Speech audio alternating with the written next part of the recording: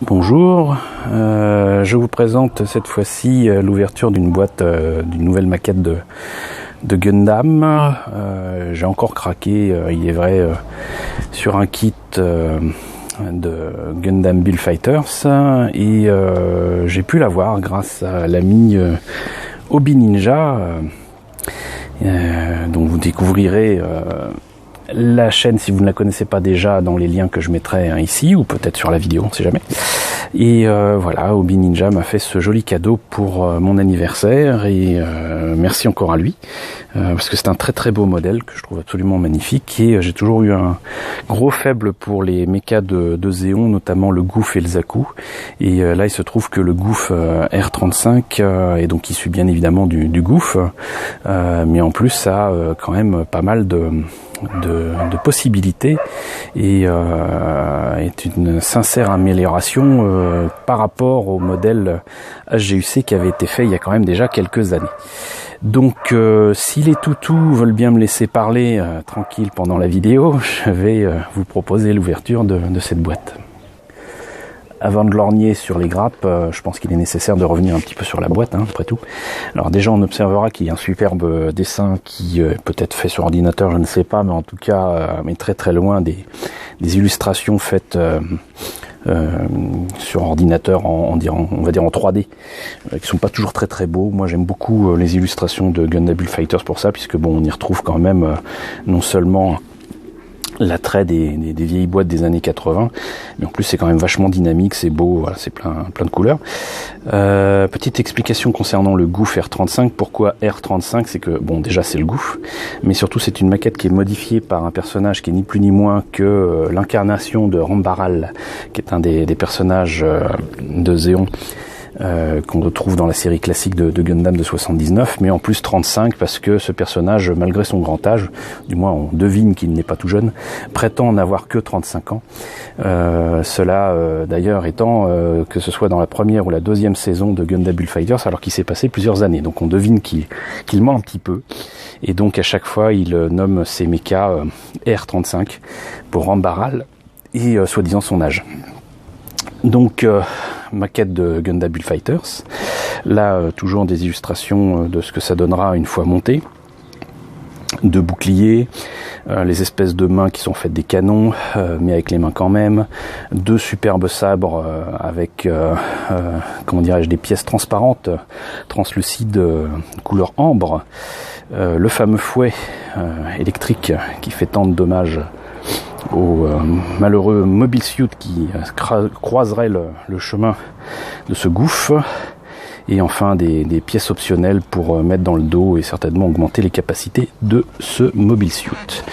Donc présentation du mecha, on va dire tranquille, et de la série, et mis à part que c'est un kit qui a été distribué par Cosmic Group, on notera surtout le prix japonais, qui est donc de 1500 yens. Je rappelle que pour savoir quel est le prix original d'un objet japonais, vous regardez tout simplement le code barre, et ici les derniers chiffres correspondent au prix en yens.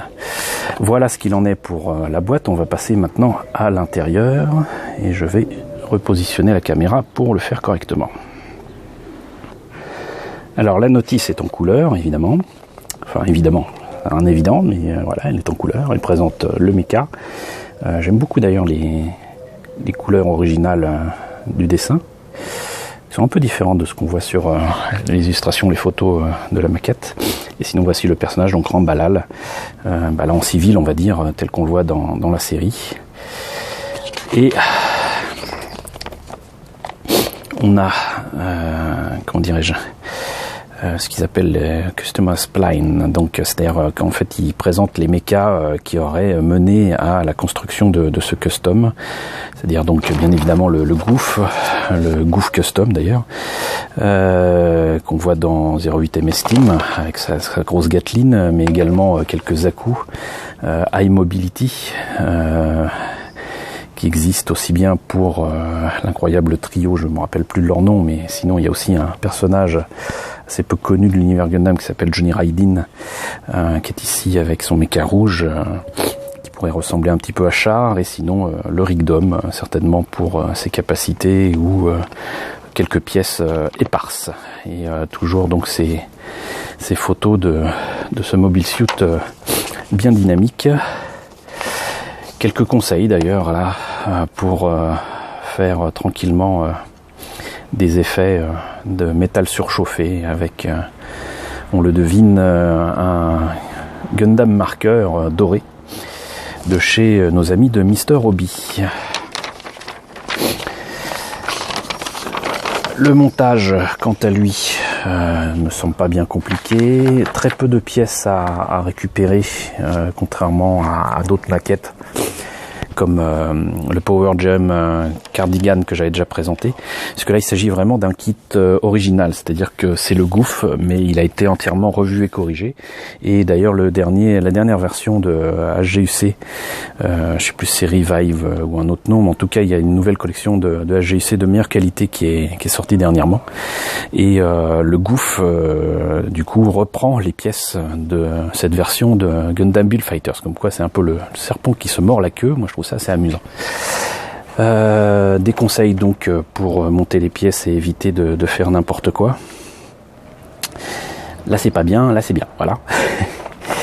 Et là donc évidemment le montage, très nombreuses pièces à mettre en présence.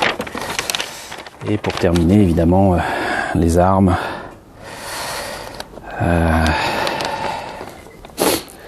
Et les accessoires. Voilà, maintenant on va passer aux grappes.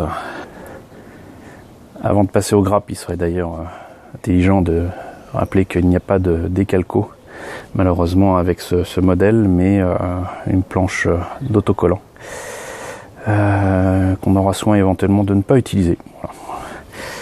Mais c'est à vous de voir, ça peut être par contre intéressant pour le mono-eye, l'œil unique pour la tête, mais c'est tout. Voilà, c'est clairement le genre de choses à mettre de côté. Je prends les grappes telles qu'elles viennent. Donc les polycaps qui servent à articuler le kit. Les superbes pièces, moi j'adore ce genre de choses, superbes pièces translucides pour à la fois les sabres et surtout une partie du cockpit, du buste du Goof. Voilà.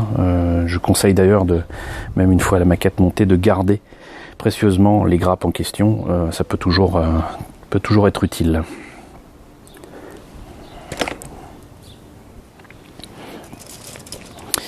Une grappe bleue sur fond bleu, c'est magnifique, où on découvrira visiblement les pièces pour les épaules. Hein. On pourra éventuellement remplacer les pics qui sont pas très pointus, mais c'est normal. Hein. On ne veut pas se faire mal avec ce genre d'engin. La tête, les jambes, les pièces de jambes qui sont absolument magnifiques. Alors ce que j'adore, c'est ça. Voilà, ça a l'air de rien, mais voilà, ça c'est le genre de détail qui tue. C'est-à-dire que ça c'est les armes du Goof, et plutôt que de faire des pièces qui seraient montées en deux pièces, en deux morceaux, c'est fait en une seule pièce, et surtout c'est déjà en partie creux, pas totalement mais en partie, et ça c'est vraiment très bien parce que ça facilite la vie comme c'est pas permis. Si l'épaule avait pu être faite également en une seule pièce au lieu de deux, ça m'aurait bien facilité, mais à mouler je pense que c'est quand même un peu complexe, un peu compliqué. Voilà. On va continuer avec les pièces bleues, tant qu'à faire. Alors ici, très clairement, les pièces des boucliers, des pieds, encore une partie des jambes et, les mains. Parce qu'on voit qu'il y a différentes paires de mains pour les différentes positions qui sont proposées. Là c'est dans un plastique un peu plus mou, ce sont les câbles. Ne me demandez pas pourquoi il y a des câbles sur ces mobile suits, mais il y a des câbles autour de la tête et autour des hanches, voire des pieds. Voilà, ça c'est des câbles. La dernière pièce bleue, les autres parties de bouclier, de la jupe, le torse, le torse, voilà. On a fini avec les pièces bleues. Ici donc visiblement des pièces qui sont à la fois les pièces d'articulation et certains, comme on dit déjà en français, thrusters, des tuyères, voilà, les tuyères qui sont sur ce magnifique Goof. Et on remarquera d'ailleurs le soin donné au détail des articulations. Moi, je trouve ça absolument magnifique. Voilà, c'est que du 144, hein, mais voilà, c'est beau.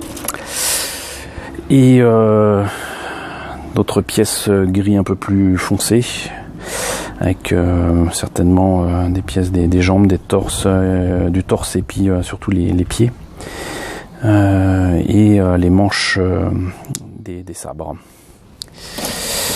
Enfin, le backpack est dans un gris un peu plus clair, des pièces optionnelles visiblement, on n'est pas obligé de les mettre ni de les utiliser. Et pour terminer, cette pièce-là, qui je crois d'ailleurs est avec un fil de fer inséré dedans, c'est un peu comme un bendable, donc on peut lui donner la forme qu'on veut, je crois. Pas sûr, mais je crois. Voilà, j'en ai fini avec ce Gouf R35. Encore merci à Hobby Ninja de m'avoir offert ce superbe kit. J'en profite pour signaler que je serai présent à Japan Expo cette année 2016, donc début juillet, si je ne me trompe pas, c'est du 7 au 11 juillet prochain à Villepinte, et que j'y serai présent notamment sur le stand de mes amis Danny Getter. Si vous aimez les papercraft, les maquettes de tout genre, c'est le lieu rêvé pour vous. Vous pourrez m'y retrouver, mais également certainement présent, sinon en maquette, sinon personnellement sur le stand Gunpla de Bandai. J'espère pouvoir exposer à la demande de Bandai d'ailleurs quelques kits Gundam que j'ai fait depuis 25 ans. Il y a quelques kits qui à mon avis méritent d'être exposés et d'être vus là-bas en vitrine. Donc voilà, si vous avez l'occasion d'aller à Japan Expo et de me faire un petit coucou, ça me fera très plaisir. En tout cas, je vous y retrouverai avec plaisir. Voilà, à très bientôt pour d'autres présentations de kits et notamment de kits Gundam.